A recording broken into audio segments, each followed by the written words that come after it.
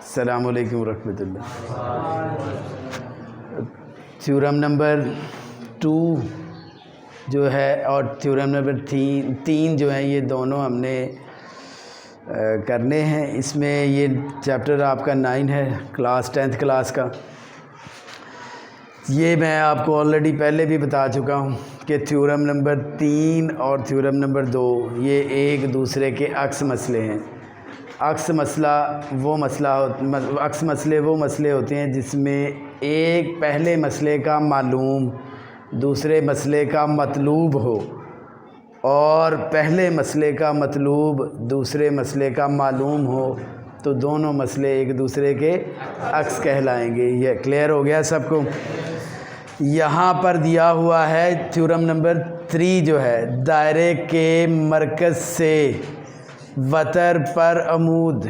एक दायरे के मरकज़ से हमने एक लाइन सेगमेंट लेना है जो वतर पर क्या हो, अमूद हो। यहाँ तक दिया हुआ है तो अमूद इस वतर की, जो दायरे का वतर है, उसकी क्या कर देता है, तनसीफ का मतलब आधा आधा कर देगा। अब इसका उल्टा जो है वो थ्योरम नंबर 2 में है, दायरे के मरकज़ से ऐसा लाइन सेगमेंट या ऐसा किता खत जो वतर की तनसीफ करे, तो वो दायरे के इस वतर पर अमूद होता है। यानी उल्टा करना है इसका। यहाँ अमूद है तो क्या करेगा, तनसीफ करेगा। वहाँ तनसीफ करता है तो क्या होगा, अमूद होगा। ये हमने साबित करना है। तो देखें, पहले कई बार बात हो चुकी है। इस स्टेटमेंट के मुताबिक ही आप इसकी डायग्राम बनाएंगे। स्टेटमेंट में हमें क्या दिया हुआ है कि हम एक सर्कल बनाएंगे, एक दायरा बनाएंगे जिसका मरकज़ क्या है वो हम O ले लेंगे। ये A और B मैं एक इसमें क्या ले लूँगा, वतर ले लूँगा। क्लियर हो गया सबको। तो जो जो आपने किया इसे लिखवा दें मालूम के अंदर। एक दायरा जिसका मरकज़ O है, AB दायरे का वेतर है। ओके जी, ये तो यहाँ तक हमने ये इसमें कर दिया। और मरकज़ से इस वेतर पर क्या है, अमूद है। आप मरकज़ से एक लाइन जो है, लाइन सेगमेंट जिसे हम कहेंगे OM या OC, जो भी आप नाम देना चाहें वो आपने इसके ऊपर परपेंडिकुलर खींचना है। लिखें और OM परपेंडिकुलर है AB पर। क्लियर हो गया है। यानी ये वाला जो एंगल है, ये वाला और ये वाला, दोनों कौन से होंगे। अच्छा, अगर आपने नाम बाद में, चले ठीक है, आप इस इधर वाले एंगल का नाम बताओ, AMO या फिर OMA, ऐसे आप नाम दे सकते हैं। और इधर वाले का ठीक, OMA is equal to OMB is equal to 90 degree. इसका रीज़न बता सकते हैं आप। ओहो, इनके सामने एंगल का साइन तो डाला ही नहीं। देखें, परपेंडिकुलर तभी होता है जब एक लाइन दूसरी लाइन के ऊपर 90 का एंगल बनाए। क्लियर हो गया सबको। मालूम कहाँ से लिखा है, डायग्राम से लिखा है। डायग्राम में जो जो किया था वो हमने लिख लिया है। आगे हमारा इसके अंदर मतलूब क्या है, बहुत इजी है।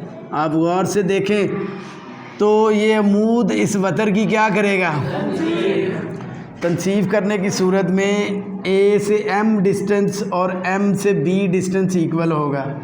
यही हमने लाना है। तो क्या हो जाएगा, AM मुतमासिल है BM। बताएं ये इसमें कोई प्रॉब्लम है। आगे आपने अमल इसमें करना है, बहुत आसान है इसमें अमल।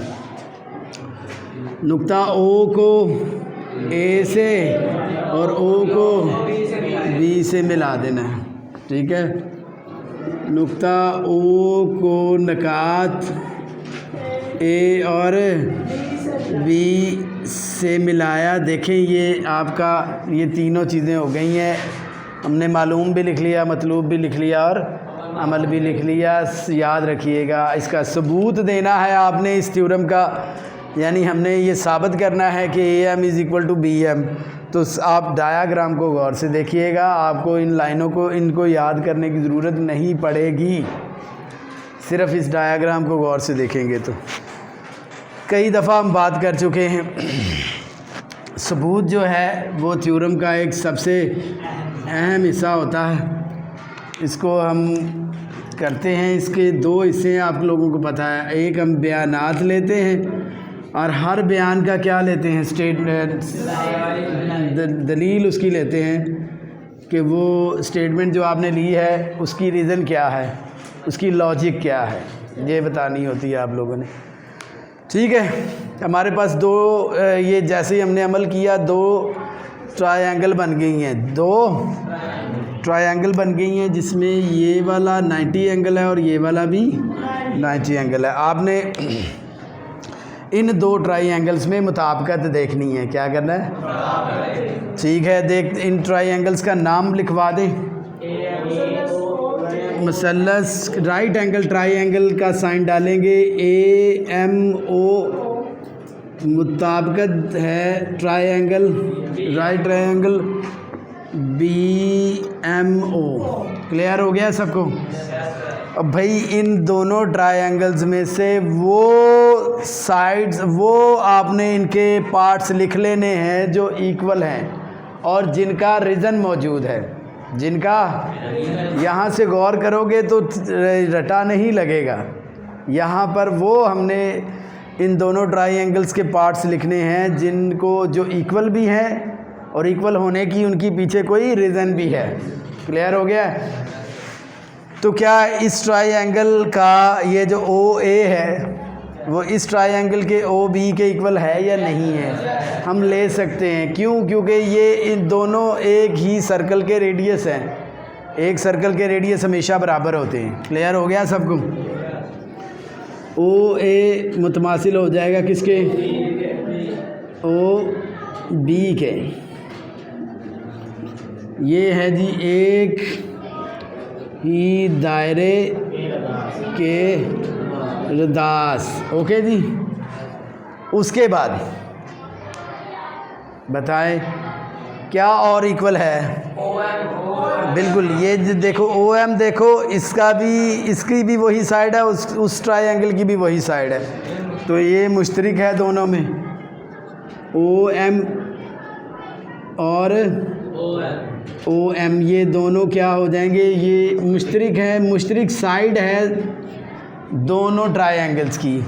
अब गौर करो, क्या ये एंगल इस एंगल के इक्वल है कि नहीं है? क्योंकि हमने इनको क्या ले रखा था, 90, और ये दोनों अमूद थे। तो इस एंगल का नाम बताओ। ये जो नाम हमने लिखा है, measurement angle O M A मुतमासिल है measurement angle O M B. उसकी ज़रूरत नहीं है लिखने की। अच्छा बताएं दोनों हाँ जी, इसका रीज़न क्या है वो मालूम में है, इसलिए आप इसके साथ मालूम लिख देंगे। इन दोनों ट्रायंगल्स की दो साइड्स और एक एंगल हमने इक्वल कर लिया है। तो आपको पता अब ये दोनों ट्रायंगल्स क्या हो सकती हैं? बराबर हो सकती हैं। तो दोनों ट्रायंगल्स के नाम दोबारा लिखवाएं जो यहाँ लिखे हुए हैं। ट्रायंगल ए एम ओ मुतमासिल है triangle B M O. Okay ji, clear हो गया? अब हमारे पास बहुत इजी है, दोनों ट्रायंगल्स क्या हो गई हैं? इक्वल हो गई हैं। अब जो आपकी रिक्वायरमेंट है उसको आप ले सकते हैं। A M is equal to B M हो सकता है कि नहीं? क्यों? क्योंकि ये दोनों ट्रायंगल्स मुतमासिल हैं, बराबर हैं। बराबर ट्रायंगल इसीलिए बराबर हैं कि उनका हर पार्ट बराबर है आपस में। ठीक है, अभी इस स्टेटमेंट से पहले, इससे पहले मैं ए एम और बी एम को बराबर नहीं लिख सकता था, उसका रीज़न नहीं था हमारे पास। यहाँ पर वही चीज़ें लिखी हैं जिनके रीज़न मौजूद हैं। ये तीन चीज़ें बराबर करने के बाद ट्रायंगल्स को क्या कर लिया, अब इनके हर चीज़ बराबर है। AM BM के बराबर है, ये वाला एंगल इस एंगल के बराबर है और ये वाला एंगल इस एंगल के बराबर है। लेकिन इनको ट्रायंगल्स को बराबर करने से पहले हम A को B के बराबर नहीं कर सकते थे क्योंकि उसका हमारे पास रीज़न नहीं था। अब है हमारे पास रीज़न। ओके, तो अब पहले इसका दलील लिखवा दें। कितनी साइड हैं? 2 साइड। ज़िला ज़ाविया का मौज़ूआ। अब आपका जो रिक्वायरमेंट है उसे लिख दें। क्या है? AM मुतमासिल है BM के। क्लियर हो गया? बिल्कुल मुतमासिल मसलसों के मुतनाज़रा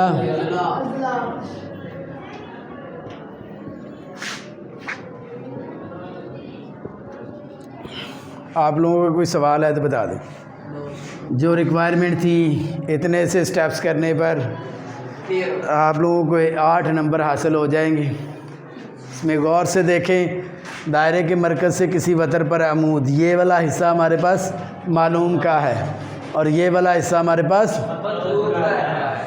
मैंने जो किया वो लिख लिया। एक दायरा जिसका मरकज़ O है हमने लिया था, AB इसका क्या था, वतर था, और OM AB पर क्या था, अमूद था, और उसको हमने बता दिया है। उसके बाद मैंने क्या किया है, जो हमारी रिक्वायरमेंट थी उसे लिख लिया है, क्योंकि वो इस वितर की क्या करेगा, तनसीफ की सूरत में ये साइड इस साइड के बराबर होगी, वो मतलब में लिख लिया। अमल बहुत ईजी है। नुक्ता O को क्या किया, A और 2 ट्रायंगल्स बन गई हैं, उनमें हमने उनकी 2 साइड और एक एंगल को इक्वल किया, जिसकी वजह से ट्रायंगल्स इक्वल हो गई हैं। उसके बाद हमने इसको बराबर कर लिया। इसमें कोई मुश्किल नहीं है मेरा ख्याल है। कोई सवाल तो नहीं है किसी का? चले ठीक।